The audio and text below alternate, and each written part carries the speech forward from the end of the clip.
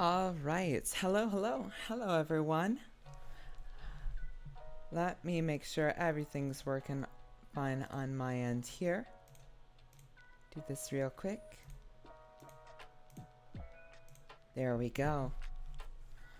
All right. So I had to scramble a bit because I couldn't find where my usual headphones were, so I have to use these other ones. Which probably gonna get a little bit warmer than my other ones, but I suppose that is just fine. So y'all, I hope everyone had a great weekend, and have had a wonderful start to their week. So I just got back a couple of days ago from YCS Niagara, where I met some amazing people, played some awesome duels, made some wonderful memories. So I had a wonderful time at that, and big shout outs to anyone who was there. Jason, who's in the chat, who I met there and who I hung out with a lot for a couple of days. It was awesome. 100%. But yeah, so in today's video or stream, we're gonna go over kind of what happened at YCS Niagara, as you might have seen from the title. If you didn't see, Ex-Sister, baby. The Lesbians won it. What do you know? Prominent ally Raymond died. Before we look at the deck list itself that Raymond won with, let's take a look at some of the things from the event. So, hey! What's up, Dust? Howdy. Hey, Ash. Oh my gosh, it's good to see all of y'all in here. As you might hear, I was leading a lot of teaching stuff today, so my voice is a little messed up today. But I'm gonna do my best with it, just because I was really excited to jump back into stream. So allow me to get a cough drop and we'll get rolling. If I can find them. Where did I put these things? I thought I was going to make this easy on myself. It appears I didn't. Y'all, my backpack is like a mess of cough drop bags and packs and, opened packs of cards and such. As much water as you need to. Thank you. I'm trying my best to stay hydrated. Let's start teaching radar class. Hey, that's all good. Any amount of your presence is always appreciated, Ash. No shade towards stream, but it's kind of getting annoying to see stun win and otherwise, yes. Yeah, I mean, it is a little bit of... It is, there are 5 cards in that deck that are definite stun cards that you're going to see in 57% of your opening hands, so it's like, yes, I agree with you on that. So, once again, Fuji! Ooh. Haha. It's all good. We're glad you're here anyway. So let's take a look at the round 1 breakdown. So, there are a little over 800 players in this. So, from the round 1 breakdown, 206 of them, or 25.8%, were on Sprite, which, One of the best decks in the format. It makes sense. It's kind of easy to, it's relatively easy to play. You know how the combo lines go. 20.6% on tier. So, highest ceiling deck in the format for certain, and a multitude of different sorts of builds for this. So, it's not too surprising to see that. 837. Yep. Yep. Thank you, Jason. 10% of the field were on MathMech, which most likely includes MathMech at Ignister. So I know some people who are on MathMech and some people are on MathMech at Ignister for this. 7.3% on Flaunderies because, yeah, it's Flunder, it's done, Dimension Shifter's a card, yada yada yada yada. 6.5% of the field are on Despia. Punctualment Sprite Danger. Yeah, honestly. You know, it's just, they're becoming mishmashes of decks again. 6.5% on Despia. You know, Despia's fallen a bit, but it still can break some boards, and it's still a good deck. I mean, you're still going to see it around. Branded Fusion is a good-ass card. What can you say? 5.3% of the field are on Sword Soul. I think Sword Soul is still kind of a sleeper pick for this format. I talked about this a bit last week, but I still think it's a decent deck. 4.3% were on Runic. Runic is tough to play against. I think there's still a lot of exploration that has to be done with Runic and what types of builds. There are Sprite Runic builds. There was somebody who bubbled with like Lightsworn Runic, which they're basically just playing Runic with like 2 of the 2 Raiden and 3 Charge of the Light Brigade to, you know, mill your spells and stuff, which, you know, isn't bad. Charge mills for cost, so you're just getting a free 3 and then you're getting a Raiden out. And like, are you really going to Imperm or Asha Raiden? Probably not, but you're gonna get 5 cards in the graveyard if you're resolving charge, so whoop. Someone in our squad was on Mine Runic, The previous record was 799, just over, and let me tell you, there were so many people there. My god, there were so many people who didn't get in. As soon as I walked in the venue, because I had already registered, so I went to go check in, and I just see at the front of the line, in this fake line that doesn't actually mean anything, I just see Triff. And I walk over, I'm like, yo. And he's like, yo, Eva, this is a fake line. This is a fake line, but I'm just hoping, you know? But you know what? We're gonna do side events and we're gonna do great. You know what? He won 2 giant cards, so good for him. He also went to, on the day after, he stops me for a second. He's like, so I'm trying to think if I want to like stick around for this or I just want to fuck off to like go gambling or go to Marine Land. And at the time I didn't know what Marine Land was, and I was like, I don't know, man. Like, I don't know, whatever you feel like. And then a couple hours later he posts pictures of him with dolphins and shit. Because apparently Marine Land was like an aquarium that was close by. Absolute chaos. Runic Raiden deck's win condition. I think it was just mill. Because I don't think it was really playing. Like, it had extra deck stuff. Like, it had some synchros because Raiden's a tuner.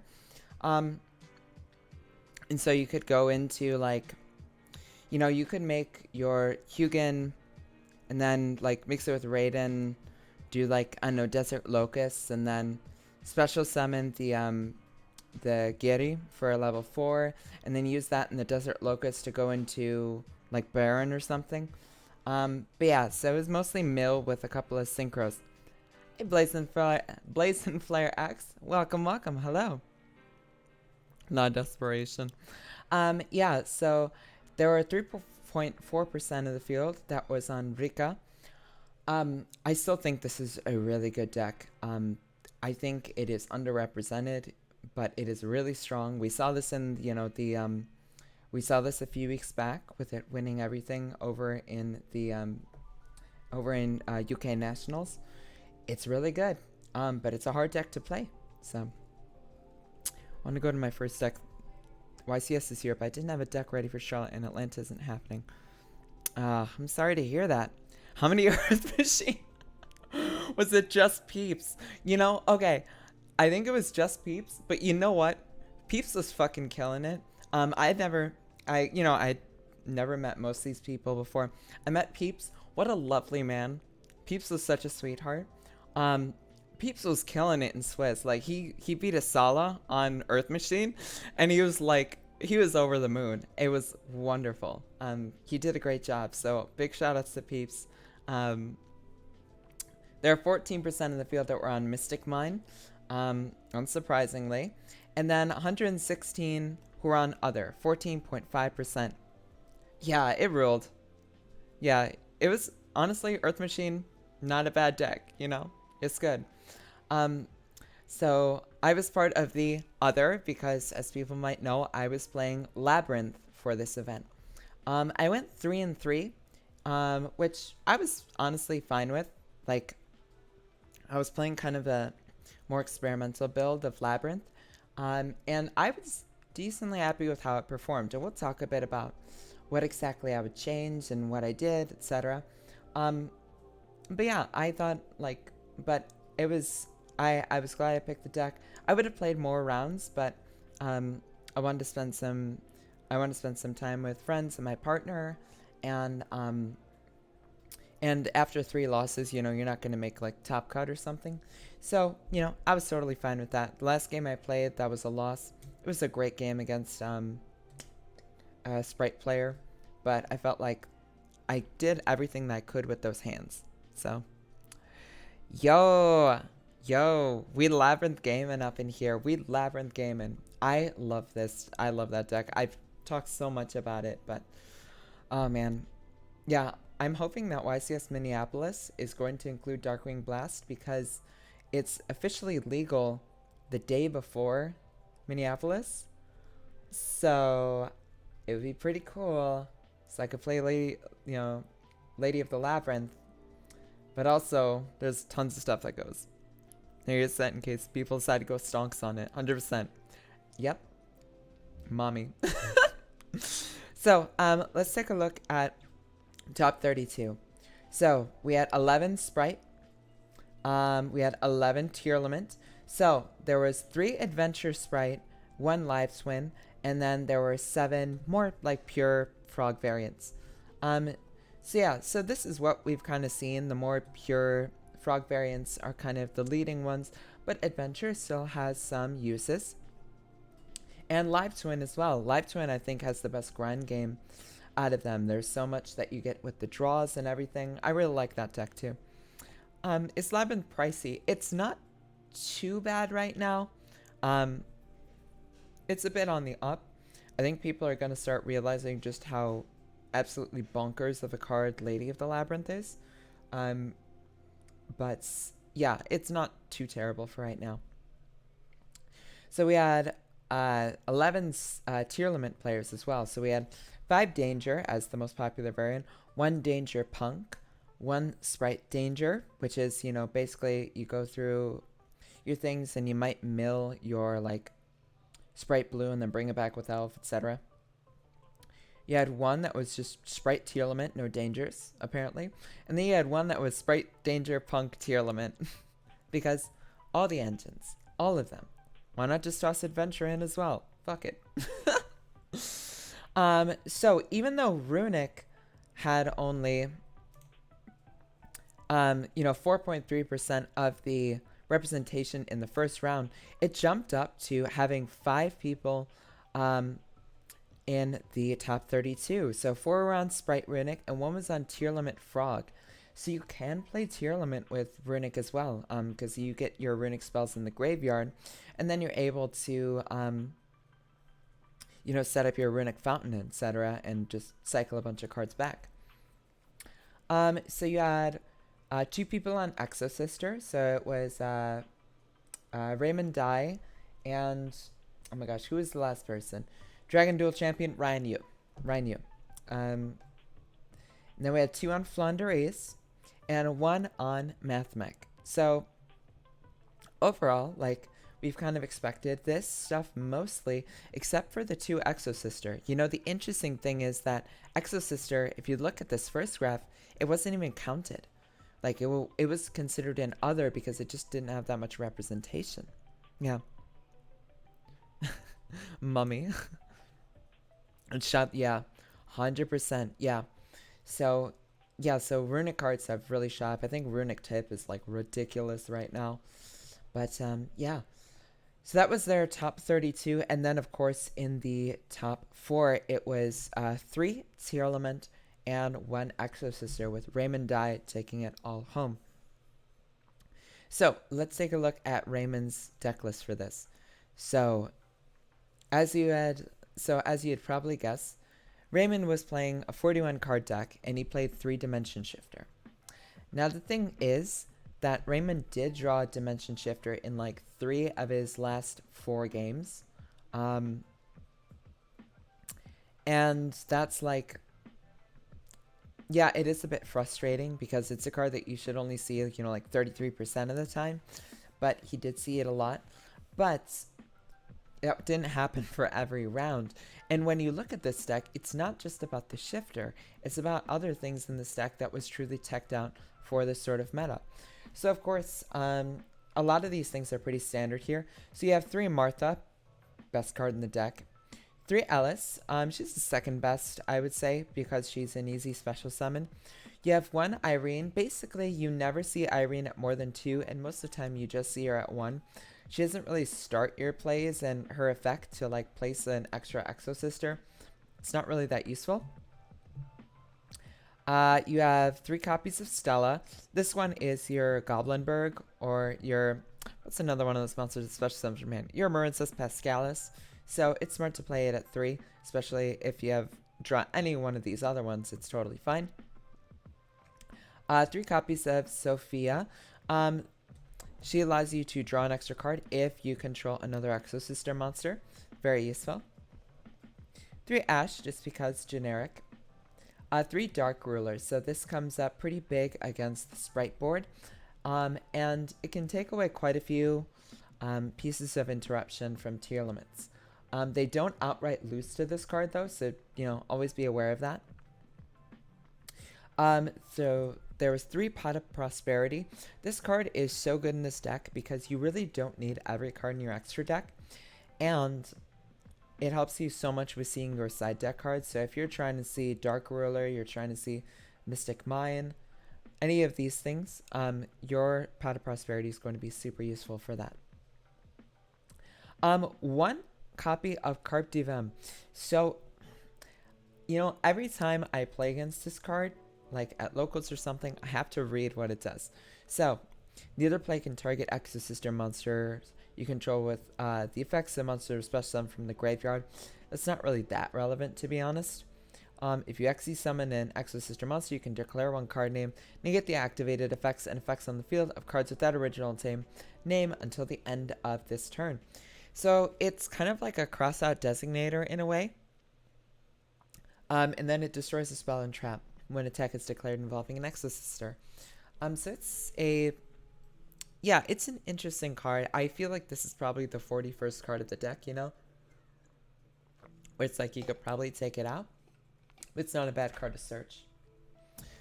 Pax, this is your consistency card. It also works as an E-Telly if you add the corresponding Exosister monster. 2 copies of mine because it is the current format, ain't it? Then you have the Terraforming. Yeah, I agree. It is a good card for sure. So you have the Terraforming. So basically 3 copies of mine, but you also have a copy of Necro Valley. So, you know, the card that's received like 14 erratas, but this card is incredible against tier elements. This is a card that works against Sprite as well. You can't really go into Toad with this. You can't really revive back with Elf. So it's a very smart meta pick. The one called by, of course. 2 Latania. Or Returnia, excuse me. This is now the TCG name. This card is incredible. It's a banish 2 in some occasions. You know, it's a non-targeting banish, and then it is a, you know, if you're going into something like Magnifica, you're getting another banish. It's a very wild card. 3 Imperm, because Imperm is the best of these sort of like single interaction hand traps in this format. And then 2 copies of Vadis. So the Vadis is also good for like, this also works if you get something like Scythe. Because you can just set Vadis and then you can play on your opponent's turn. So these cards are, you know, it is a pretty standard, I would say, Exorcister list. I really like the Necro Valley and the terraforming in the main with the mine. I think that's really strong. So then the extra deck, you have standard stuff. Almost always 2 Magnifica, almost always 3 Michaelis, 2 Caspitel standard, 1 Asophiel and 1 Jibrin. This is usually what you see for the ratios as well, because they come up sometimes, but they're not nearly as, they don't come up as much as Michaelis or Caspitel, because these are your searchers. The 1 copy of Zeus, of course, you're running an Xyz deck. Gaga Cowboy for time rules. We love them. Then you're also playing the Utopia and Utopia the Lightning package to put down some extra damage. Because remember, Utopia the Lightning becomes a 5k beat stick. Pretty nice. I cannot believe... I didn't even know that this was a card, y'all. Daybreaker the Shining Magical Warrior. It's just Breaker the Magical Warrior, but as a Link monster, basically. Wild. It just puts up spell counters and such. And then you have Lina the Lart Charmer. So this can be good for things like reborning. You can reborn Nibiru for some extra damage. It can come up in certain matchups like against Drytron in some cases. You know, maybe like stealing a Meteonis and then just slapping a Zeus over it. It's probably not something that's really going to come up too often. This is kind of one of the cards that you're going to banish off Prosperity. In the side deck, you have 2 DD Crow, good against here, of course. You have your Gammas, which is great against Sprite, and of course the Brick. Cosmic for those back row matchups. You're also playing a Zombie World, because remember, you're playing Terraforming, so you have 2 copies of this, basically. This is going to be good against some of your other matchups. Things like Kit Kalos needs Aqua Monsters. So Zombie World can come up quite strong against them. They also can't make Curious under this, because they need monsters with the same attribute but different types. Pretty insane. Or pretty wild. 1 Duster, 1 Reboot, and then 3 Judgment, because this is a Judgment format. So that is your YCS winning deck list for YCS Niagara. Big shout outs to Raymond Dye. Amazing player. Apparently, I've never met him in person. I didn't get a chance to when we were at Niagara, but I've always heard he's a really sweet guy. So flowers and love to him for this. It can be a rough deck. And lucky number 13. Hello. So with that, I want to talk a little bit about my deck list for the YCS. So this is what I played. So I played Labyrinth for this.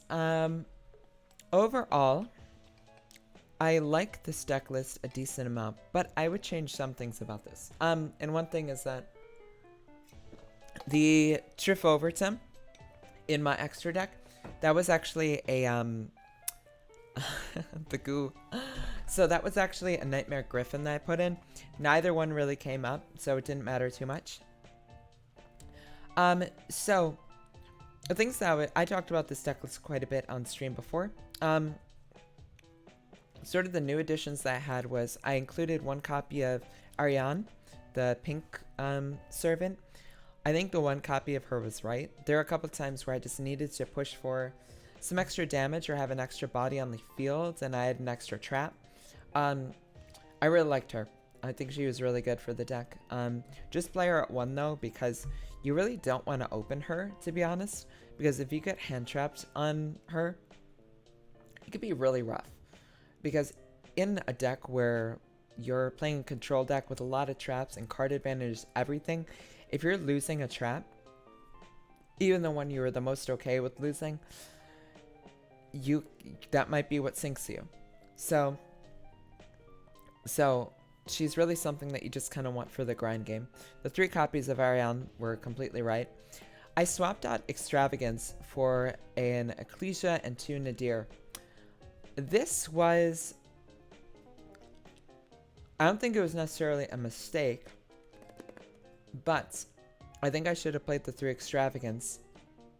But what I should do, moving forward, and I'll be able to show my deck for this, is playing more of the monsters that I absolutely needed in my extra deck, and just playing the 3 Extravagance with it.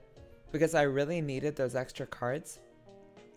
And while Nadir was great, like getting to opening on your play, sending Garura to add Ecclesia, drawing a card, and then getting a Dogmatica punishment, it was pretty nice. I really like that. But, you know, you're gonna see a draw card, 10% less of the time. As opposed to seeing it 33% of the time with Extravagance, you're seeing it 23% of the time, and that, over long terms and stuff, that will add up. So I think playing Extravagance and just playing more copies of the monsters I absolutely needed, that probably would have been better. The 2 field spell was right. I really think this is it going forward. Maybe like when Lady of the Labyrinth comes out, that's not needed, but 3 Archfiend Glitch. So when you don't have a Fiend on your field, this card can be awful, just because it doesn't do anything. 100%. Extravagance really helps sometimes. So the thing with it is that, like, if you don't have a Fiend on the field, Archfiend Glitch can be rough. It doesn't happen that often that you don't, but this card is also amazing though, because if you're sending your backjack off of this and then setting a punishment, you're setting a torrential, you're setting an Ice Dragon's Prison, even a compulse sometimes, it's just so good. You get extra disruption from it. The 3 Welcome, don't play any less of this, excellent. 2 Ice Dragons I think was the right move. It was dead in some matchups, but it was a absolute blowout in others. I played against Marincess and this card absolutely whipped. I just kept looping it with with Lovely Labyrinth, and they just couldn't handle it. 2 Torrential. Yeah, Torrential, sometimes you just need that extra... You just need that extra sort of like 1 for 3 that you're going to get off of it. Terrors of the Overroot was...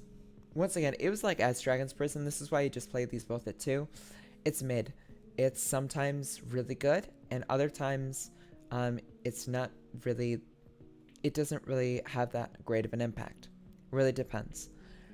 The 2 Punishment was right, especially with the 2 Nadirs and the Ecclesia. It basically gives you like a 57% chance to open Punishment, which is pretty nice. 3 Compos. Compos is the best card in this deck. Played at 3. 100%. Compos is so versatile, it can completely change your fortunes. 3 Solemn Strike. This was absolutely necessary. People wanted to negate your Welcome Labyrinth going second. Don't let them. Just hit the Solemn Strike, and this is great. The 3 Stovey and the 3 Chandra. These ratios were right if I was playing more targets.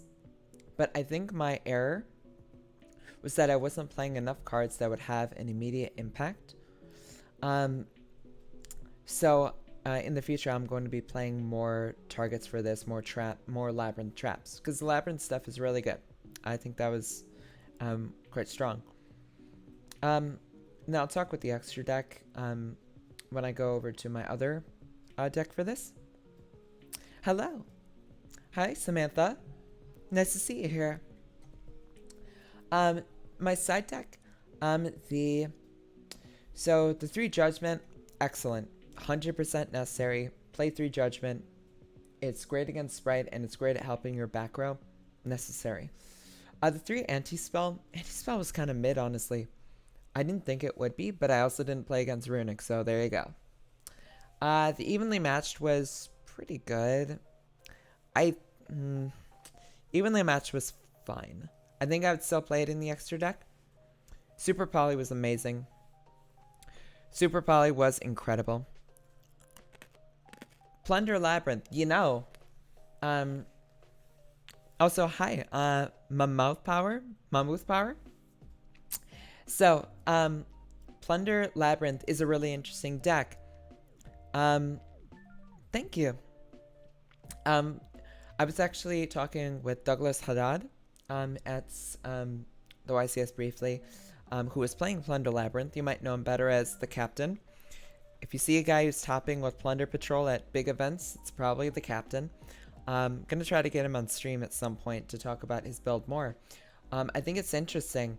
I think it has some issues, like, you know, the locks that you get from, like, the Plunder monsters sometimes.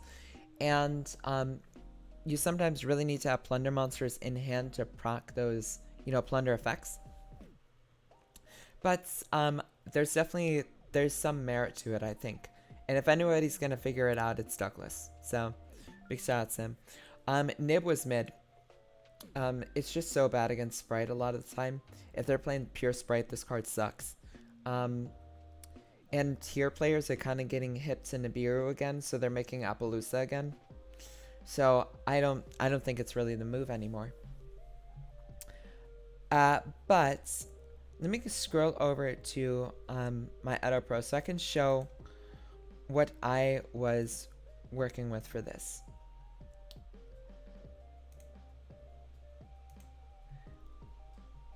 It might be a bit slow with the stream. So this is the post Darkwing Blast build. But if I were to play the tournament today, yeah, Blazing Flare, I agree. I would play Gamma over Nib, or when I'm playing in here, is Lava Golem. It's, you basically just, like, you'll take out, like, 2 Ariana, and then, like, a Labyrinth or something, or one of the Labyrinth traps for Golem.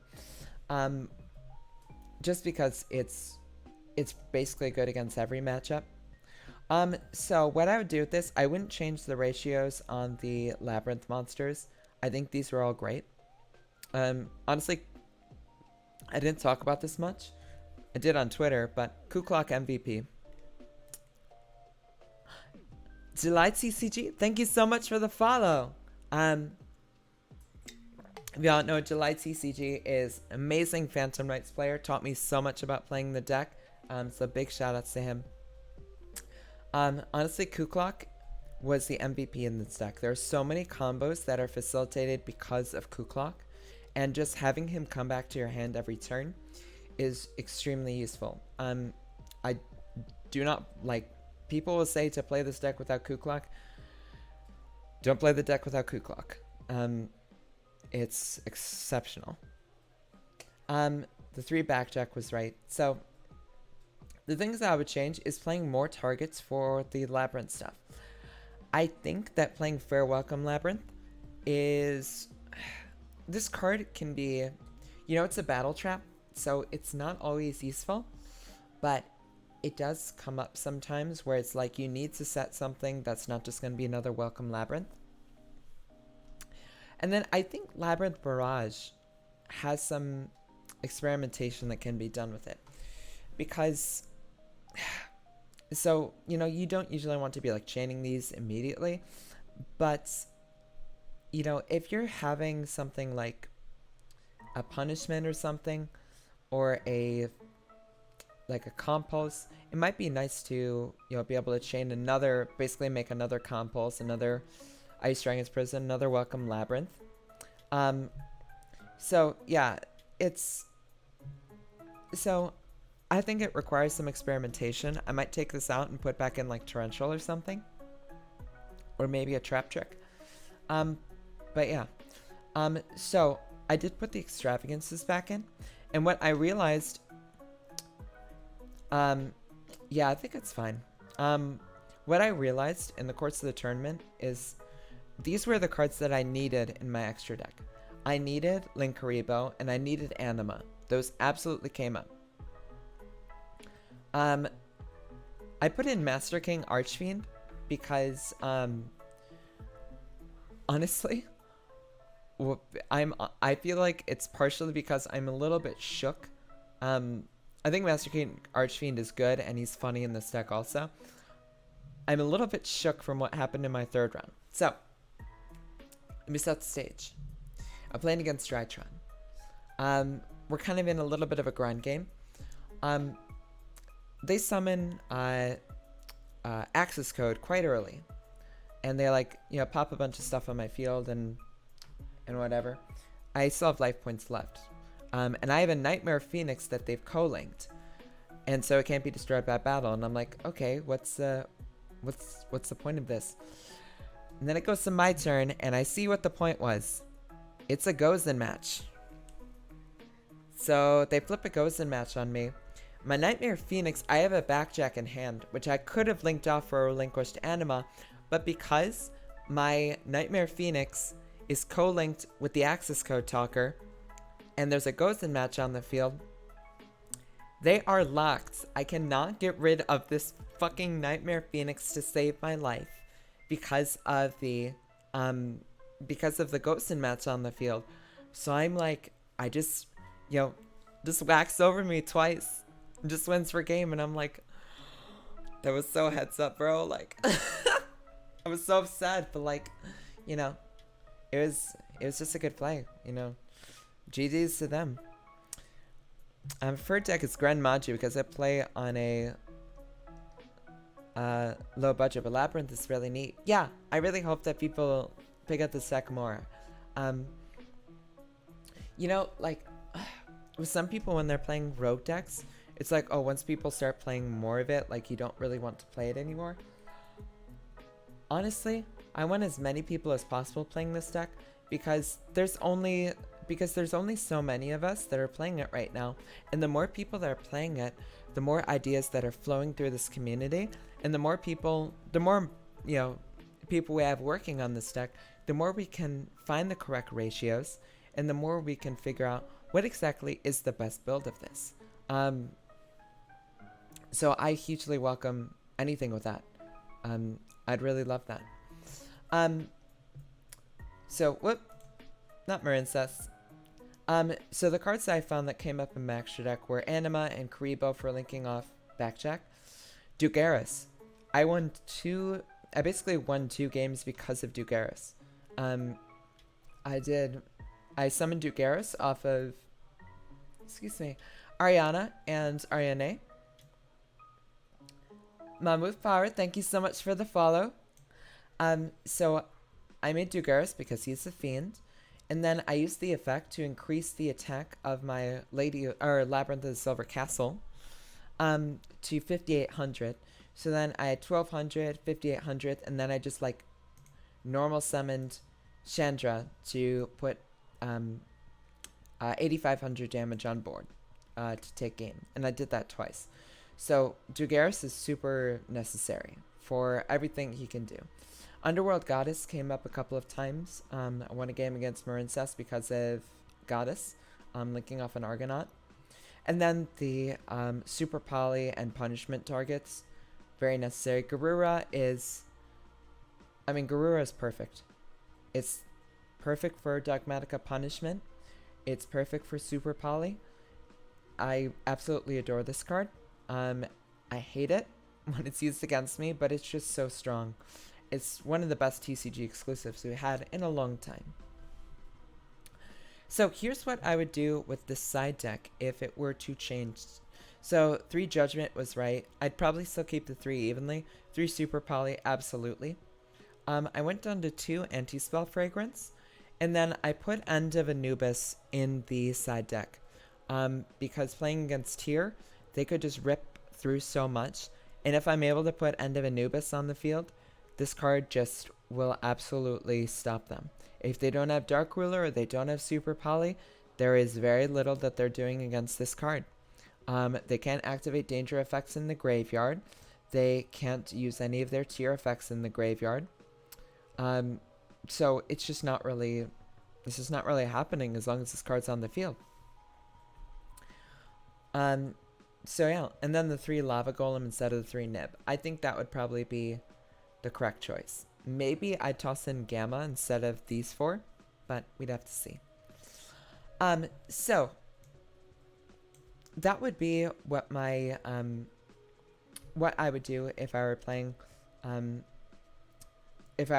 at Niagara again. So my rounds were round 1. I played against what is that silly deck called? Infernoid. Nice guy who is just kind of like, he said he didn't play much. And yeah, so it was Infernoid, so you know, it bricked to high heaven. Thank you. Yeah, I love this card. Shout out to Jason for hooking me up with one of these End of Anubis cards. It's great. So round 1, I played against Infernoid. I took that one. Round 2, I played against Darren Dial, who got second in a remote duel YCS, and I think top 32 nationals this year. Who is on Punk tier. He wiped the floor with me pretty well. I made a misplay where I could have made Relinquish Anima and stolen a Kit Kalos. I unfortunately didn't see the line there. But yeah, that's neither here nor there. Great guy, super nice. Third round was against Drytron. Somebody who actually knew me from Twitter, and they're like, "Are you like? Do you have a Twitter by chance?" And I was like, "Yeah, I might." They're great. They're great to play against. Super strong Drytron player, very creative. Fourth round was against, I'm forgetting what the fourth round was. My sixth round was against Tier. My fifth round was against Adventurer Dragon Link. What was my fourth round against? I honestly can't remember at this point. Oh, Marincess. Yeah, I played against Marincess. I 2-0'd them. I got them on a few rulings things because I know that deck, like, you know, when I had COVID, all I did was play Marincess for like an entire week. So I know that deck basically inside and out. So I know combo lines and interactions like you wouldn't believe. Yeah, so it was so I got that one. Adventure Dragon Link, I won that one. I did set 5 pass. The guy was very nice, but he was very disappointed that he was playing against set 5 pass at first. But you know, none of them were floodgates, so and then 6th round I played against Sprite Tier. Or Sprite Punk, excuse me. Yeah, that was a great match. Very fun, very creative plays on both of our ends. Yeah, and then I dropped out after that third loss. But overall, it was such a great experience, y'all. Like, getting to meet so many people, whether like I'm friends with or who I know from Twitter, getting to meet a bunch of, you know, content creators and people in the community, everyone, like, Jesus Christ, everybody was so kind, and thoughtful and sweet, and I just honestly can't, I couldn't think of a better group of people. Like, really, really amazing people. So if I met you at Niagara or anything, big shout out to you. Absolutely loved it. That was my tournament though. So, with that out of the way, you missed this because it's Sunday. There were cosplayers. I saw that Shiggy's did a 3v3 with Skyhawk and Sunny from Top Cut. That looked incredible. Big shout outs to all of them. Just some of the sweetest people I've ever met. Yeah. Skyhawk truly, you know, deserves the nickname Giant Skyhawk. He is a large man. And his heart is he has as big as his heart. He is a very sweet guy. yeah, just so many wonderful people that I met. So big shout outs to everyone. Um, so I wanted to take some time to, after this YCS, talk about where exactly are we at in the format. Was the kitchen? Yes. Okay. Funny story about the laundry. Funny story about the laundry Dragon Maid cosplayer. In one of my rounds, the person who was cosplaying Laundry Dragon Maid, was talking to somebody else, and they said that they were going for side events. And I asked this person, like, oh, were there a lot of people for side events? And he said, yeah. And then he started to explain in detail what a side event is. And I was like, I kind of cut him off because I was like, yeah, I know what a giant card is and such.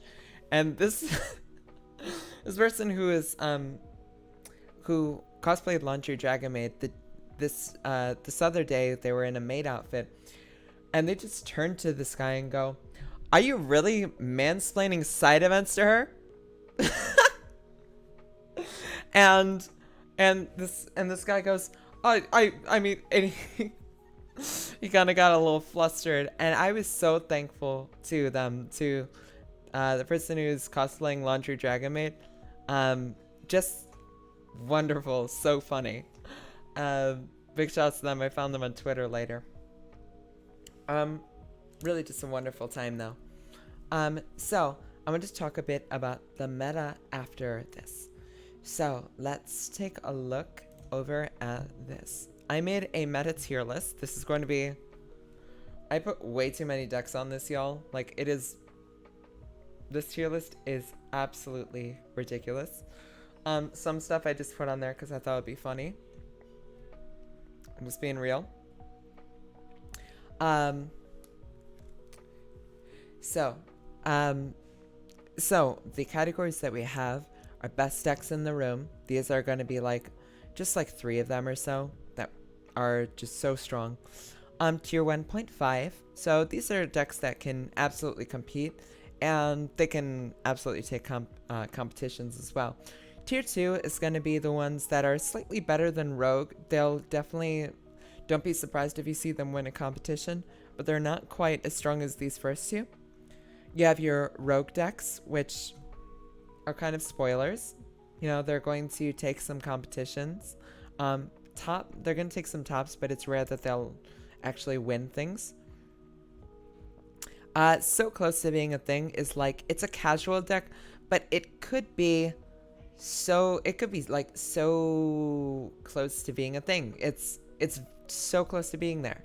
And then casual, it's just a deck that you shouldn't really take seriously competitively. These are not in any particular order, but I'd love to hear your thoughts in the comments below. So first up, we have kind of the pure Tri-Brigade. I'm going to say that this is Rogue for now. It's a bit reliant on its normal summon, which can be kind of rough for it. The Sprite build, I would say, is more of a tier 2 deck. But pure Tri-Brigade, I would say, is a Rogue deck. It got some nice tools with the Sprite stuff. Sprite Alpha is great for a deck, as is Scareclaw Lightheart, or Lightheart. I forgot that it's no longer in German. But it's still Rogue. This deck also hates me. I don't know why. Vernisylph. Wait until Darkwing Blast. It is so close to being a thing. Once you get Vera and the Duck, this deck is going to be great. Valence. It's casual for right now. It's 100% casual. It does some interesting things, has some interesting pieces of disruption, but it's not that different from a lot of other Pendulum decks you'd be playing. When Darkwing Blast comes out, I'd say maybe so close to being a thing. Maybe Rogue, maybe pushing it in Rogue, but it's not, it's just not there yet. As we talked about with Labyrinth, I might be biased, but I think this is Rogue. It's not as good as Tri-Brigade. It's not as good as Tri-Brigade, I don't think. but I think it does have some interesting applications. It does have a good sprite matchup. Um, like especially going first, like a sprite board. I mean, you just have so many pieces of trap removal that, you know, if you remove two monsters from your opponent's board, they're not really going to be getting much anywhere. Yeah, Valence, Valence. It's so hard to play and the payoff just ain't there. Labyrinth, I truly think Labyrinth is a tier 2 deck once Darkwing Blast comes out. But for now, it's definitely like on the lower ends of Rogue. Melfi. So Sprite Melfi, I would say, is high Rogue. And that's mostly because the Sprite cards are really good. And they provide so much protection for the Melfis. I would say it's probably a Sprite Melfi is probably, yeah, 100%, 100% Rogue. I would say it's probably the Sprite Melfi build is probably a little bit better than Labyrinth. You know, the Sprite cards are just so strong that like you can do a lot with this deck. But you know, Melfi Wally, if you're searching Melfi Wally off of Melfi of the Forest, which is, you know, a generic rank 2, that's 4 disruptions just right there. You have a Kalantosa Pop. You have a Melfi Penny Bounce.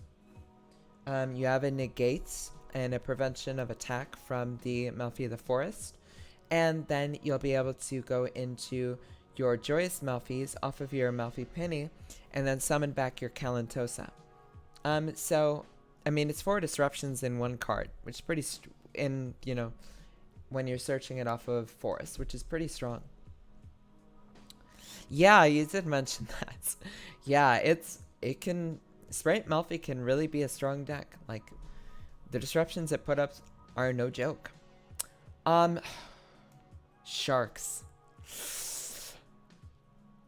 You know, I feel like this deck should be better than it is, but it just really isn't. I would say very low Rogue. I would say it's worse than Labs.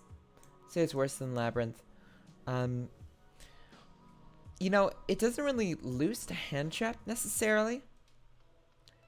Yeah, I mean, it's up there, honestly. Sprite Melfi's a good deck.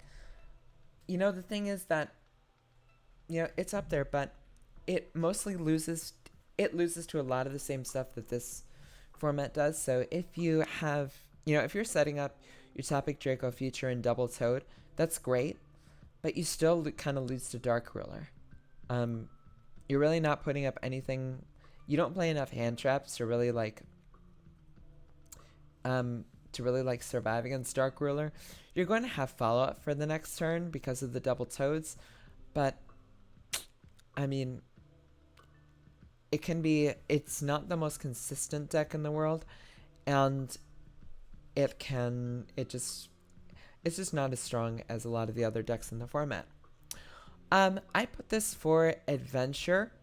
So the Adventure engine is still very strong. If your deck can run it, you run it basically. The Pure Adventure deck, though, I say is an interesting rogue deck. The like Amano Iwado stun deck, it's an interesting rogue deck. I would say it's actually better than Sharks. But yeah. Let's see. I need to Melfi Sprite. Let's see. I need to talk about Shark. Shark is just bad flutter. I'm getting tired of people trying to tell me it's a base rogue deck. It's just a stun deck. Stun isn't base. Yo, tell them how you really feel, Ren. My buddy plays the Melfi Sprite deck, and his answer to DRNM, yeah, 100%. Burrow cards, you overextend a ton. Yeah, I agree. You can also do Melfi Tag and just like put Melfi Wally in the graveyard. That's fine as well. So yeah, Melfi Sprite can play around Dark Ruler better than Pure Sprite or Frog Sprite can, I think. But yeah, honestly, that trap, you know, the Melfi Playhouse, yeah, it's pretty strong. In the Pure deck, if you resolve Obedience Scold, it's like you can put up so many disruptions through when you resolve Obedience Scold in the Pure Melfi deck. It's kind of awesome. Um, this is for DDD. DDD is low rogue. It's better than sharks. DDD doesn't play enough hand traps. Its boards aren't terribly impressive. In the side deck, it can play around Dark Ruler, because you can do like, you can chain one of your trap contract cards and then chain your Siegfried, to negate Dark Ruler. So you can do that. But it also loses so hard to Super Poly. Like this, like if your opponent is playing like Predaplant, you know, Triff Overtum, like it's over. It's Triff Overtum for you. It's Triff over for you. But even if they're just playing Dragostapelia, or they're playing Starving Venom, yeah, it can lose pretty bad. But it still can put up a pretty fearsome board without those things. And it's a fun deck to play. It's really sick. ABC. ABC fell off hard. It didn't really lose anything, and it's better than sharks, but like not much, honestly. It's, you know, the stuff with like Therian is that we realized that like drawing Therian cards, except it's like Therian cards can be kind of bricks sometimes, as opposed to like the, you know, the tier stuff, and that's why Punk tier is better than Therian Punk right now, you know. Yeah, it's fine. Yeah, tons of consistency too. Yeah, my friend Noah played, you know, ABC Adventure Therian, and you have hands where it's just like, this hand is kind of unbeatable, and then you have hands where you draw like Draco back, a Assault Core, you know, Regulus with no way to get, you know, your Assault Core into the graveyard. Like it's, yeah, it's rough. It can be really rough. Altergeist. Hate doing this. Altergeist is tier 2. When mine gets banned, this is like, Altergeist is like barely fucking rogue. It might even be below rogue. But because Mystic Mine is a card, and this is one of the best decks for playing Mystic Mine, Altergeist is tier 2. 100%. Sky Striker, once again, Mystic Mine. Because Mystic Mine is in the format, this is tier 2. When Mystic Mine is gone, if it is gone, it's going to it's going to kind of low rogue. It can still do things, but the deck revolves around mine so much at this point. Saying it now, the Theron cards are PP bad, and they fell out because people realize this. Yeah, they're not great. Kind of agree with you. Unchained. You know, I'm gonna say that Unchained is better than Sharks. Unchained can play Shifter. You can even play, as Coder showed, you can play Adventure Unchained. Is it great? No. There are a bunch of different decks that are better with Adventure. But Unchained does have some interesting applications. It can be played with Labyrinth. I haven't done enough testing with it, but in some instances it does make sense. You kind of have to play too many normal summons though, so that's why I don't really like that build so much. But honestly, pure Unchained, you know, running Shifter and things like that, it has some, you know, place to be in the format. One other thing that's been very funny is this deck actually got a little bit better after Verte Anaconda got banned, because it had no way to deal with Red Eyes Dark Dragoon. Like, look at an Unchained deck and find, like, it doesn't, unless it's making Axis Code or Boral Sword, it's not really able to deal with Dragoon, which is hilarious. Cyber Dragon.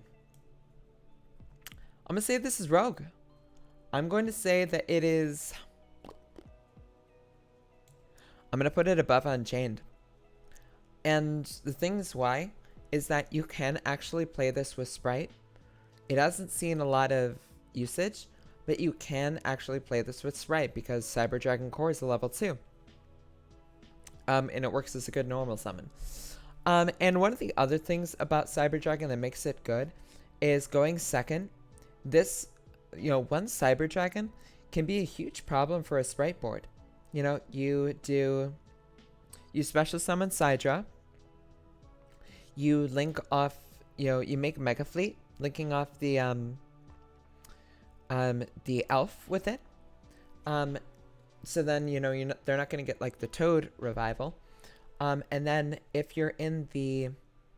they're using dupe, you beat over the dupe. And if not, you just beat over the Toad. And you've just solved your problem. Dragoon plus TC Boo. Oof. Yeah, that's good. Yeah, that can be rough. So Cyber Dragon does have some interesting applications. Yeah, I think it's pretty good. Dark Magician. This is,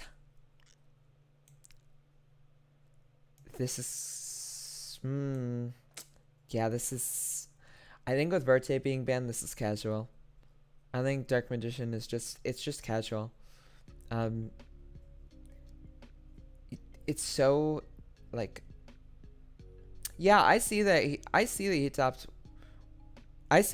with Dark Magician. I don't see, like, I don't think that it's, yeah, I know. I saw the video. I don't think that, like, that Dark Magician can consistently beat these decks. Like, if it's, if you're running a Floodgate deck, just play Eldritch. Like, and if you're playing, I don't think that Dark Magician has teeth. I think that was honestly luck. Sam is a great player as well. I will give him that. I don't think this goes above casual. Lunalight, it's still casual. It is worse than these decks. With only one Tiger, it is casual. Let me put this here. It's casual. The thing is that with more Tiger, it could be less so. And with the tier limit stuff, it is definitely a rogue deck with tier. But running like the Raid Raptor stuff or other things like that, it's just not very good.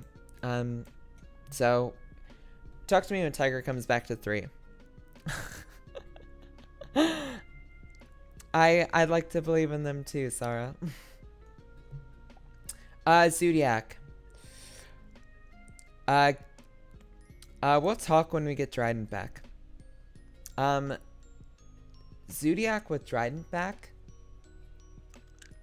I would say probably like high rogue, honestly. Trident changes so much for the deck. Because, then you don't have to, like, if you're forced to go first, you don't just have to make fucking Drill Driver Vespinato. So, yeah, it just needs Trident back, and it'll have some success. Fluffle. I'm gonna put this in Rogue. I think Fluffle's good. I would say, I think Fluffle is it better than DDD? Yes. Yes, it's better than DDD. It's better than DDD, and the thing is that this is also a deck that can Scythe Lock without having, like, it can Scythe Lock under Dark Ruler. And the boards that this deck can set up are pretty wild. You can have a board that's like Appaloosa, Toad, Scythe Lock.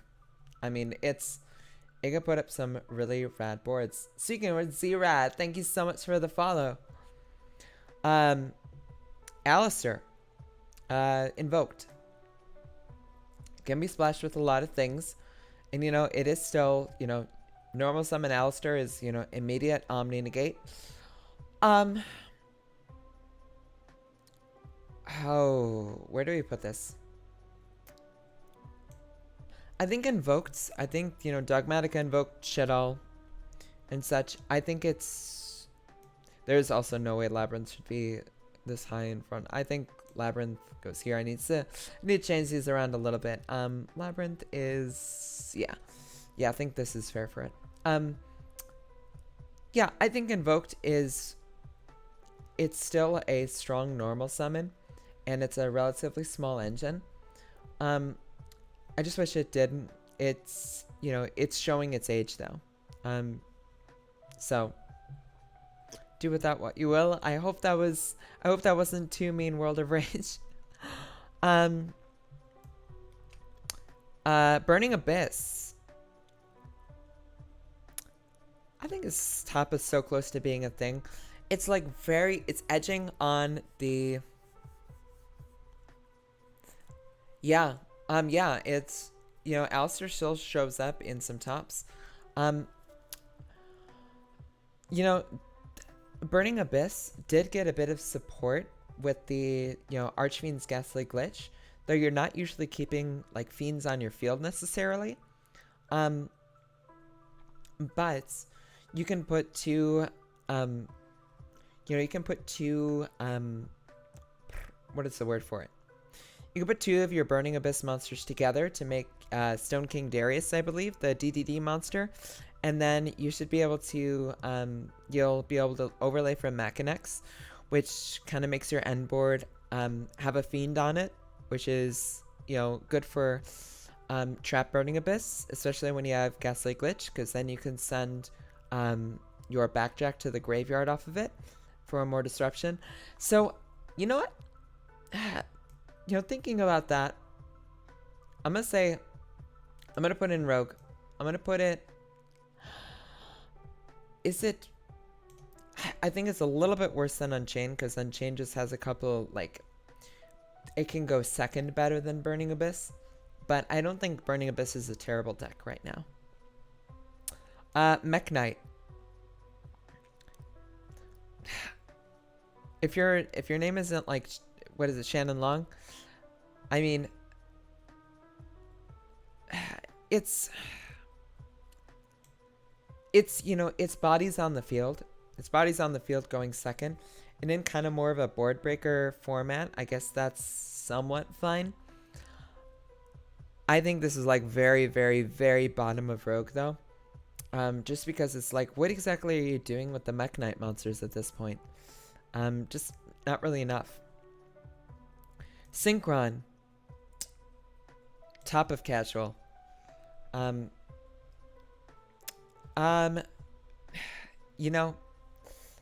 would say probably Dark Magician's top of casual, and Synchron I would say is pretty close to it, just because like it is a casual deck, but a good player can, a good player with a good hand can put up a board that really doesn't lose to much of anything.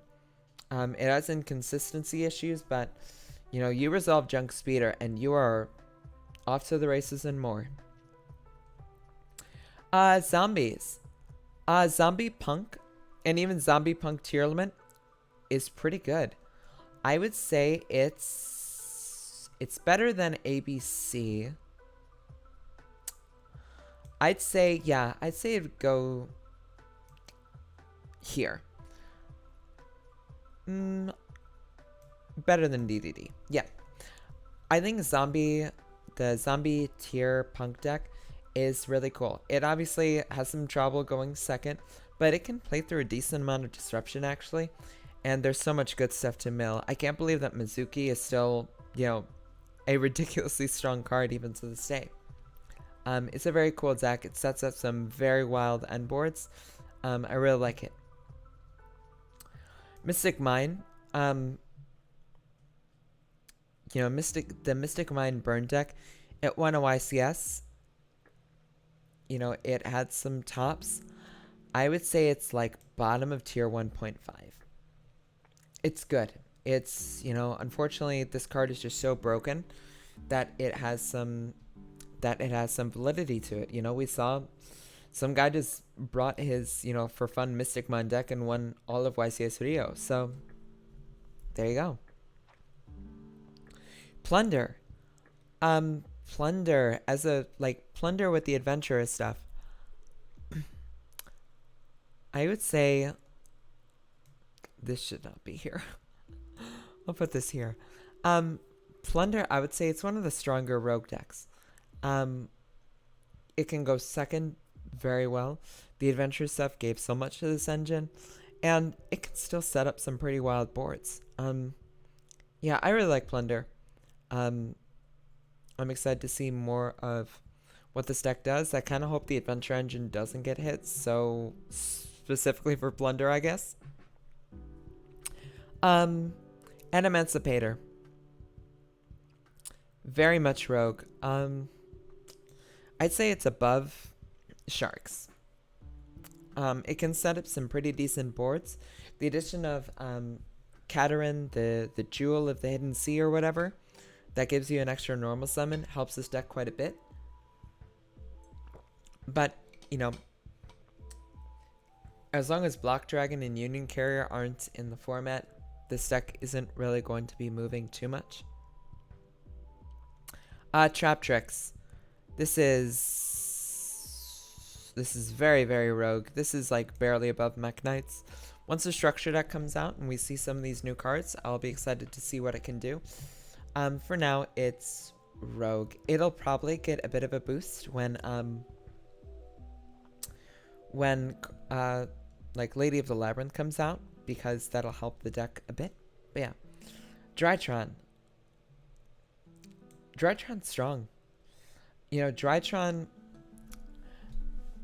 kind of thrives with having Mystic Mine and Ultimate Slayer and Forbidden Droplet. I mean, Drytron can do a lot in this format, and I think it is a very strong deck. It's still something you have to be scared of. You still have to be scared of. Because even going second, if you have something like Natasha, you know, being able to steal 2 of your opponent's monsters, it can be a very scary deck. I'd watch out for it. Hero. Hero is... It doesn't put up in negates, but Darklaw and Plasma and DP are some great cards. I'm going to put this like, when other stuff fills this out, it's going to be bottom of tier 2.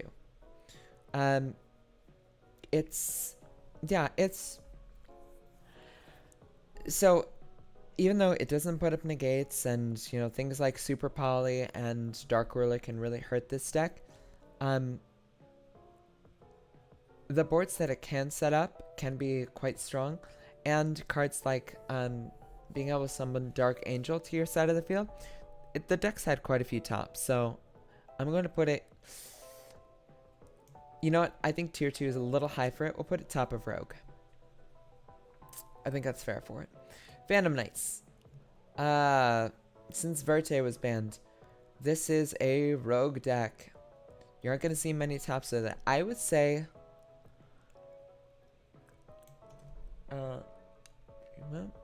I would say it's better than ABC. Yeah, we'll put it here. Problem is, it doesn't put any spell and trap negates. Gets hit by Super Poly. It doesn't necessarily lose to Dark Ruler, because you can still like have Fogblade set, or maybe even a rank up. So it works for that, but it still has some big problems. Also with consistency. I think I accidentally put Tri-Brigade on here twice, so let's just put this to the bottom here. We'll worry about that later. Infernoble. Low rogue, but, you know, this deck can still set up some pretty wild boards. The banning of Auroradon hurt quite a bit, but it can still do some things. I would say it's... Yeah, I'd probably say it's a little bit worse than an Emancipator, but better than Sharks. Once the Makonko stuff comes out, it might be quite interesting to mix. I'm not entirely sure about that yet. This stands for the Rika Sun Avalon deck. This is tier 1.5. I think this deck is underrepresented because it's very strong, but it's also quite hard to play. I would say that it's very good though. I would say it's one of the better decks in the room. Live Twin. Live Twin as a pure strategy is top of Rogue. As a engine with Sprite, it's tier 1.5. It's a very good Sprite variant. I would say that it would be right here. I would say it's better than mine. You know, it's better than Drytron. Yeah, I put it here. Rika's hell expensive now. I know. It's disappointing because I really like that deck. I just decided to put Ritual Dogmatica on here. I think it's really close to being a thing.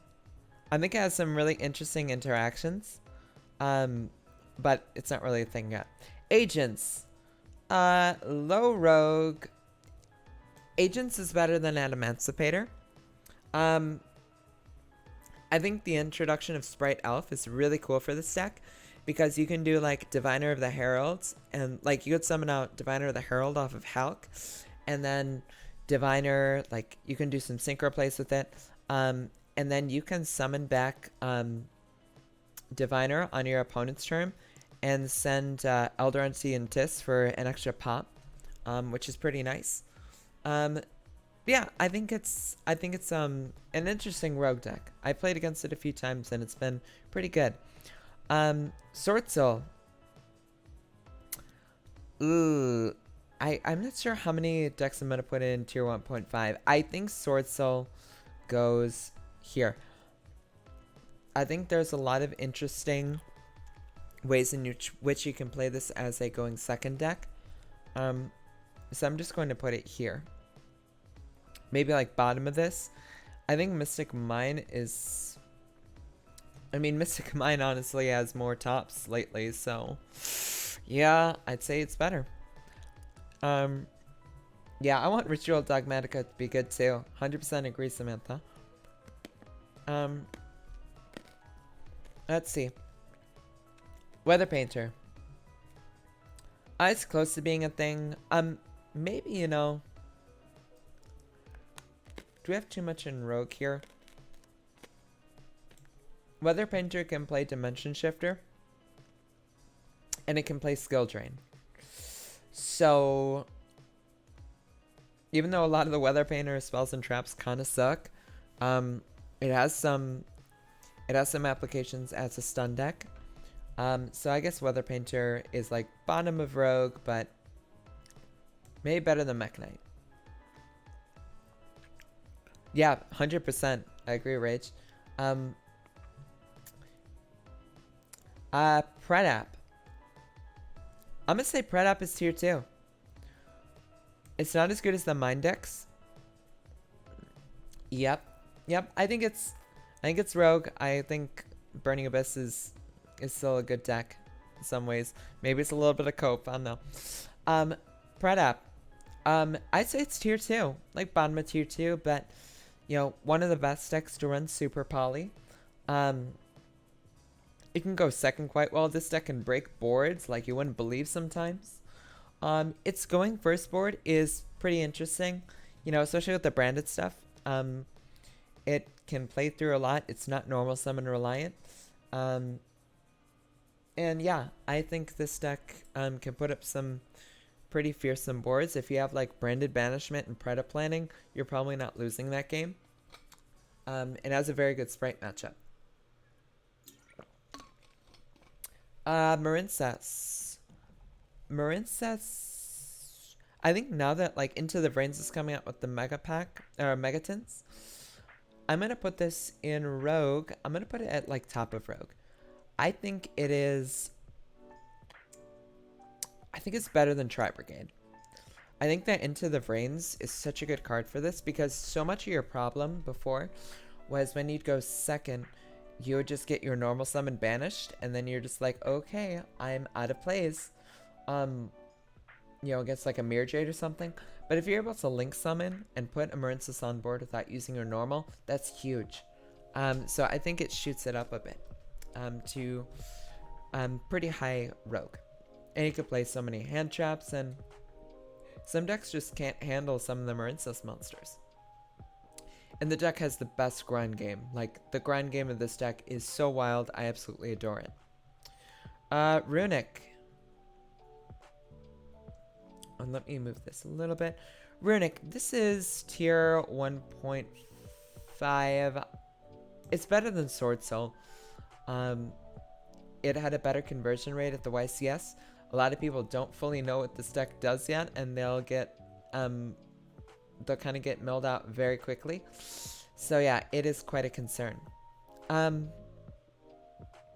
Yeah, especially with mine. You know, the thing is with the OCG is that we saw like a couple of Runic tops, but they didn't have Mystic Mine. So Runic having Mystic Mine, I mean, is such a boon for them. I think that this deck can really take people off guard. So read those Runic cards. Please do, because if you don't know what it does, you're probably going to get milled. Pendulum Magician. Pendulum Magician, I would say, is rogue. It's better than Sharks. It's better than Infernoble, I think. I think this is probably the best Pendulum deck. I think it's better than Emancipator. Is it better than Agents? Probably not, no. Just because it can't really play going second cards. Thing is, Pendulum goes off. You know, like, the Pendulum, like, I think that Ignite probably becomes the best Pendulum deck after Darkwing Blast. But yeah. You have the trap that can clear 2 cards even if they...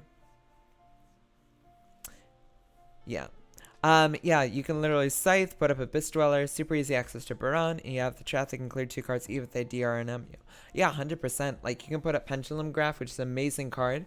And you can do a lot with this deck, but the problem is always, like, going second. You know, unless you're drawing, like, Lava Golem or Dark Ruler or something like that, you're gonna have problems with this deck. When it goes off, though, yeah, the boards it sets up are quite strong. Yeah, once the Draco Slayers come out, it'll be very interesting to see the different, you know, variations and stuff, on the deck. It's, you know, in the OCG, this deck actually is pretty strong right now because they still have Electromite. And, like, a lot of the decks just, lost quite a bit, from the OCG ban list, which I hadn't talked about on stream, but, I posted a thread about it on Twitter. So you can take a look at that if you would like. It's from, I think, Sunday. Earth Machine. Shout out to Peeps. It's Rogue. Where does it go in Rogue? You know what? I'll put it up here. I'll say that it's better than... I'd say it's kind of like mid-tier, mid-high Rogue. I think it's quite good, honestly. You know, this is a deck that can play Skill Drain. This is a deck that can main Gozen. Yeah, you know, that's the thing, is that, like, you'll play against Earth Machine, you're like, yeah, they make the Tunneler, they make the Ballista, they grab the Ancient Gearbox, it's, you know, this is fine. And you're like, this isn't really that scary of a board, right? They drew 2 cards, too. And then you lose. You're like, what the fuck, I lost. Earth Machine just kind of gets you sometimes like that. It doesn't seem that impressive, but it has a great grind game, and yeah, can play through quite a bit. Good deck. Pure Punk. Punk as an engine is very strong. That's like, as an engine, it's one of the best. As a pure deck, it is top of tier 2. The thing about it is that, you know, hand traps aren't that great in this format. It'll be interesting to see what this deck does with, like, the I'm honestly interested to see what this deck can do with the Beasted cards. you know, there's going to be some Synchro 9 plays that you can do, possibly making things like Shen Shen. And also, like, you're going to be able to search those Beasted cards off of Chaos Ruler. If Chaos Ruler stays around, which I really hope he does. To be honest. He's kind of bannable, but I just think it's such a great card. Right now, you know, the field spell is great. Gizmek Orochi is a very powerful card. I tell you what, this deck has an amazing matchup against Labyrinth, though, because Amazing Dragon absolutely murders my deck. Just, you know, bouncing 3 to 4 of my cards. There's nothing I can do about that. Going second. So yeah, so it's quite strong. The new generator cards, yeah, yeah, those look pretty sweet too. Yeah, some interesting rank 9 plays. Yeah, it's gonna be cool. Shoutouts to Dyer, who actually met this weekend. She's super nice, and she did pretty well as well. And I'm sure she is just like freaking out about these new generator cards. So big shout out, Sarah. Happy for her. How many do I still have on this list? Oh my god, I put so many on this list. Why did I do this to myself? Exosister just won the YCS. It's tier 1.5. I think it's because it can play Dimension Shifter. You can play Necro Valley. It's better than Sword Soul. I think that Runic is still a better deck. It has more versatility and less people have read the cards. I think Runic right now is a little bit better than Exosister, but Exosister it's still a good deck. Yeah, I mean, if they set up, those boards can be pretty difficult to crack. Crawler is so close to being a thing. Crawler sprites, the sprites are doing a lot of the heavy lifting in that deck, honestly. But Soma is a very powerful card. So, there you go. Sprite, one of the best decks in the room. You know, thing is, it's being splashed in other decks as well, but pure Sprite, running a bunch of hand traps, or if you're playing Power Spell Sprite, with like Mystic Mine and Enemy Controller and such, there's a lot of versatility to this deck. Sprite's still one of the best decks in the room. Math Mech, tier 1.5, one of the best decks. Malfi Sprite is in High Rogue. I love that deck. I think it's really strong. I would say, yeah, I'd say Math Mech is one of the best decks in the room. It's close to being one of the best decks in the room. The problem is it's not really going to get much, and it's going to experience quite a bit of turbulence once Darkwing Blast comes out, because the Beasted monsters will be able to banish those monsters quite easily, and really fuck up your Super Factorial. But yeah, Ren says Sprite still hasn't won a major event. Yeah, I mean, it's got tons of tops, but it still hasn't been like the clear winner of a major event. And I think that's partially because of the that's because of kind of the ceiling. You know, Sprite's ceiling is it's hugely consistent, but its ceiling is lower than tier. So as you get into the later rounds, you're going to see decks like tier, you know, holding on because they just have more to them. They just have more gas. Even if they're being inconsistent, that gas will kind of win you out. You know, it's kind of a Hoban theory, but I kind of subscribe to it. Samantha, the problem with Math Mech, it doesn't have any room for growth. Yeah, honestly, it doesn't really have too much. Yeah, I mean, you play Signet Mining, you play Small World, you want to see Circular every game. But, yeah, it doesn't really have a whole lot of room to grow, and it's not really going to be growing anytime soon, unfortunately. Let's see. I accidentally put Verniself on here twice. As you can see, I've done some silly things with this. Let me move this here. V-Dubs. It's Rogue. It has consistency problems. I'm going to put it... Well, I think it's better than DDD. It doesn't really put up a spell and trap negate unless you're playing Adventure. Adventure also makes you brick more. So, you know, there you go. But um, VW still has some applications in the format.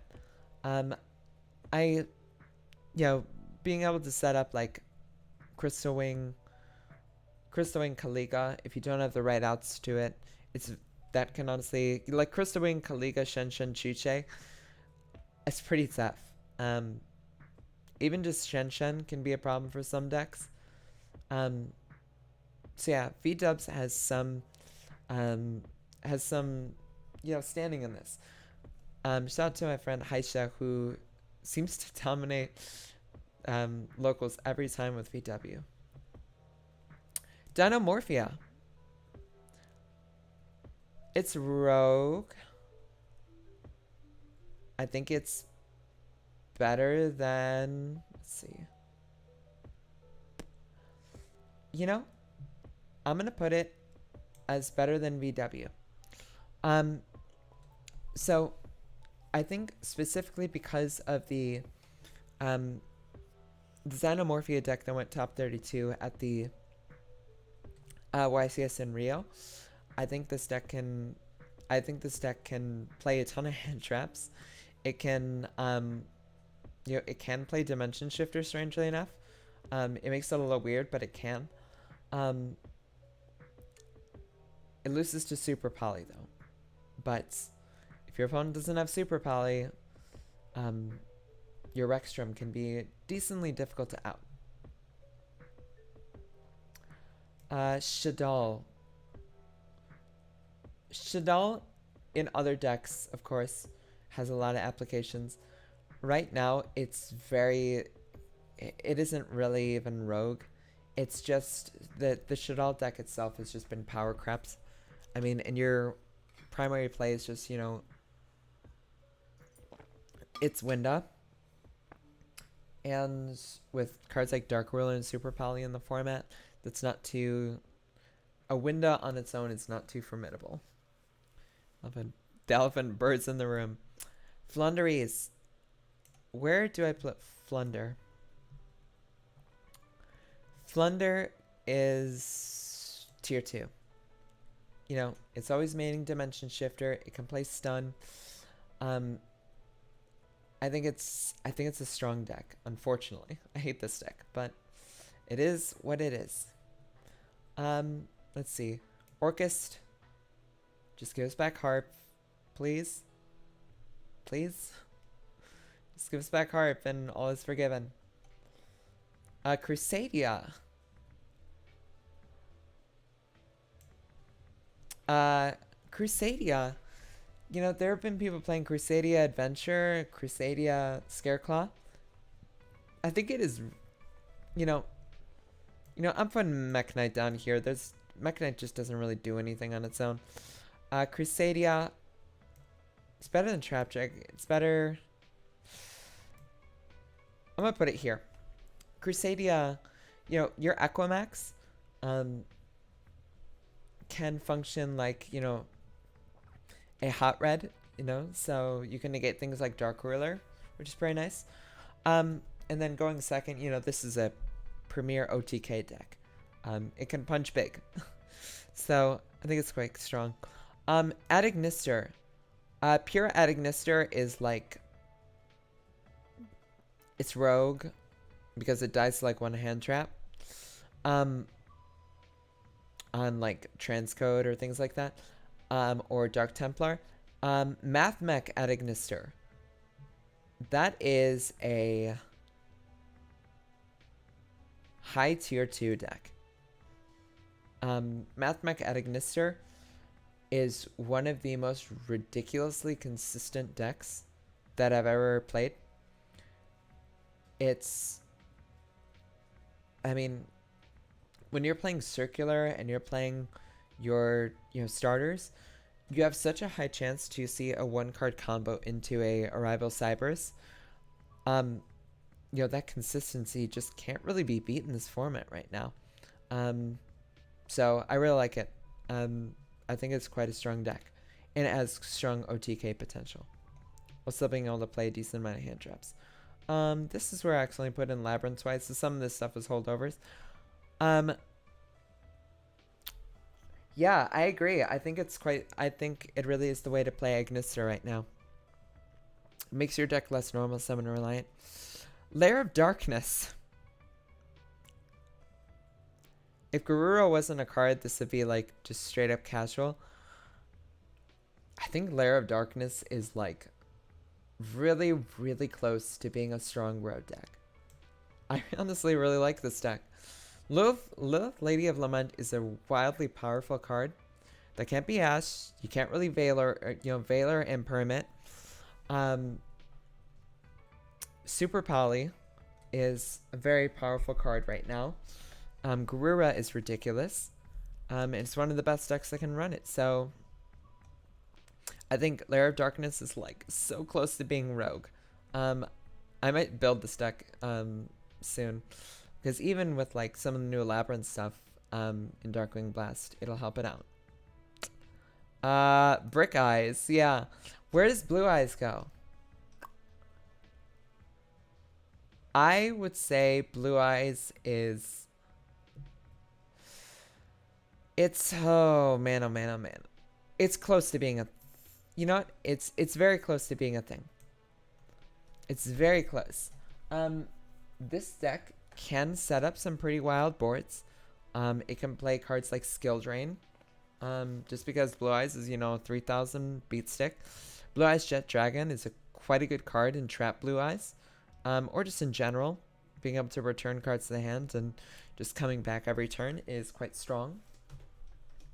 I think Blue Eyes has potential though. Be interesting to see like a Chaos Blue Eyes deck with the Bistit stuff.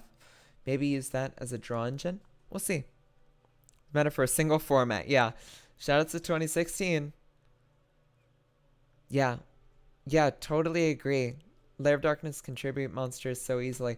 Yeah, it's a bit like with Rika right now. Eldritch. This is... It has so many different varieties of it, especially like branded Eldritch and stuff. This... Floodgates are good. Eldritch is tier 1.5. Floodgates. That's really all I can say about it. I accidentally put Melfion here twice. Let's put Tritron on here twice. Despia. Yeah, Monkey Flip. Despia. Despia is... Yo! Vaya, thank you so much for the follow. Is that Chris? Let's see, Despia. Despia is tier 2. I'd say it's high tier 2. It can still break some really good boards, It'll be interesting to see what happens once once again, Beasted cards come out. Yo! Oh my gosh. Yo, so, real quick side note. Shout out to, Chris, who was like the first person I talked to at an OTS, who helped me learn how to play this game, and I am eternally grateful to him. Monkey best deck.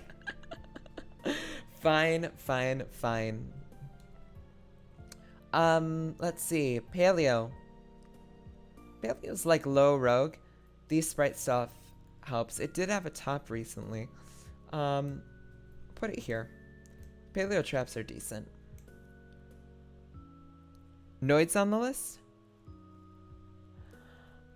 Yeah, but I played against Noids, and it was like, it's still kind of a bricky mess without grass, I don't know if I believe in Noids right now. One thing to say about Sal, and it's Free Gazelle. 100%.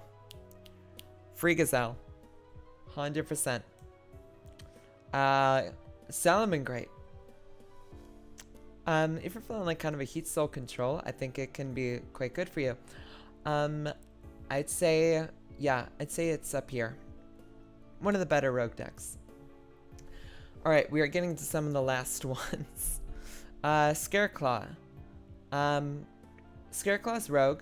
It's helped by Into the Brain, so you don't just immediately get your monster banished. I would say it goes like right here. Yeah. I mean, it's a 1-card Hulk combo. It's pretty nice. It honestly might be. You know, like, Gazelle back at 3, the deck would be so hyper consistent. I mean, it would be amazing. Honestly, just how consistently it would be able to put up, you know, negations and a decent board. Dragon Link. This is specifically like the Adventurer Dragon Link. I would say it's tier 1.5. I would say like right here. Yeah. Oh my gosh. Yeah, I'd say Adventure Dragon Link goes here. Once the Beasted cards come out, Beasted, I don't know how to pronounce this yet, y'all. Gonna be super strong. I really do think the deck is wild because you just get a bunch of giant 2500 attack DD crows that also net you advantage. Like, okay. Chaos Ruler stays in, like, Dragon Link, you know, Dragon Link is probably the best deck in the OCG right now. Like, you know, all these hits to Sprite, all these hits to Tier. Dragon Link is looking hella nice right now. Tier. Basically every variety. Tier. The best deck. Danger Tier. Punk Tier. Danger Punk Sprite Tier. You can do so much with this deck. You can mill out whatever you'd like. You can mill Lunalights. You can mill, you can mill Paleo cards if you want, I guess. You could even play Tier Eldritch if you want, I guess. Yeah. It is all about the Gamba, but it consistently does accomplish a decent board. It doesn't lose to Dark Ruler because you usually have one of your traps. Yeah. It's just a great deck. Let's see, this was there. Therian. I don't even know about this deck as an actual deck. It's rogue. The Punk Therian stuff, yeah, it's just kind of fallen off. I guess you'd put it here. Libromancer. I wish this deck didn't fall off as hard as it did. Because I still think it has some interesting applications, but it's just kind of a sight deck right now. So close to being a thing, yeah. Megalith. Where do I put Megalith? It just has so much. Welcome back, Ash. Megalith just has so many interesting builds and stuff. It was hurt when Auroradon got banned, because then you couldn't do, like, you can't really do a huge, like, Auroradon combo. I'd say I love this deck so much that I feel like I have to put in Rogue, though. It's Megalith. I adore it. Sun Avalon. By itself, Sun Avalon is Rogue, like, it's like kind of mid-rogue. With the Rika stuff, it's wild, but on its own, it's like here, honestly. BDSP? What does BDSP stand for? Speedroid. Close to being a thing, but not quite. Very fun deck, though. Grandmaju. Close to being a thing, but not quite. This is the Furnace of Thera I had on here. Dino. Give back Misk, and this goes up higher. It has consistency issues. I'm going to put it, like, here. It's better than Sharks, at least. Yes. Yep, it is. Yep, it is, like a lo-fi Pokemon playlist. Fuck True Draco. Fuck this deck. I would put it beneath the ground if I could. Let's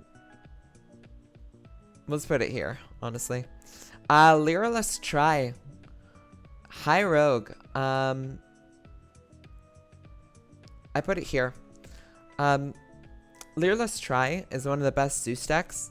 And being able to make a Zeus before you normal summon is pretty nice. Especially if you can like get off a Dark Ruler or something. Pretty good. Yeah, Lyra, let's try has some strong applications though. Masterpiece back to 3. I don't think I can trust you with 3 Masterpiece.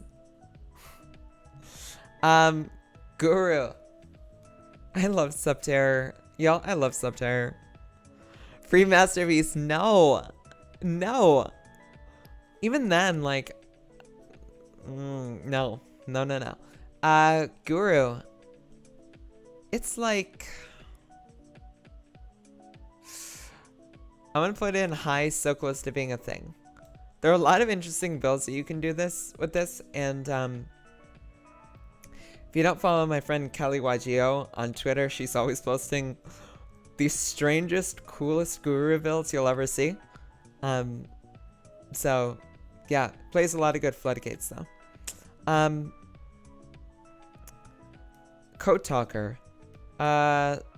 Low Rogue. It's better than Infernoble. It's... Kelly is very based. I love her. Code Talker is better than Emancipator. Better than Pure Sun Avalon. Is it better than Pendulum Magician? No. I'm gonna put it there. Yeah, I agree. I agree. Can't come back yet. Yeah, so I'm gonna put it there. And these were some of the extras, except for the last one, Madolche. Madolche gets better once Darkwing Blast comes out. Right now, it is a good rogue deck, though. I think it's... like here. You know, this is a deck that can play Dimension Shifter. This is a deck that can search out Ghost Spell. Yeah, I think Madolche has some teeth. Coder. Coder, don't kill me, please. Please, Kevin, no. So yeah, so this is the tier list that I have. So I'll put this on my Twitter as well, so people can feel free to agree or disagree. I'm sure that'll make people real happy, upset, I don't know. But yeah, so y'all, I am Exosister Shifter. True. So yeah, I think that is going to be the end of the stream for the time. I was gonna go into some Darkwing Blast stuff, but honestly, from teaching and stuff today, my voice is a little gone, to be honest. So I think we're going to be closing it out for the nights. I might try to do a stream on Thursday. We'll see. We'll see how I'm feeling and such, but I might try to do a stream on Thursday. So, you know, stick around to Twitter and such for that. But yeah, so thank you all for jumping on here. It's been super fun as always, and I love getting to talk to all of you. And with that, I hope you all have a wonderful rest of your week, a great night, and if you ever want to talk about Yu-Gi-Oh stuff, you always know where to find me on Twitter at Evilise. Feel free to hit me up about anything you'd like, and I'll do my best to respond. Okay?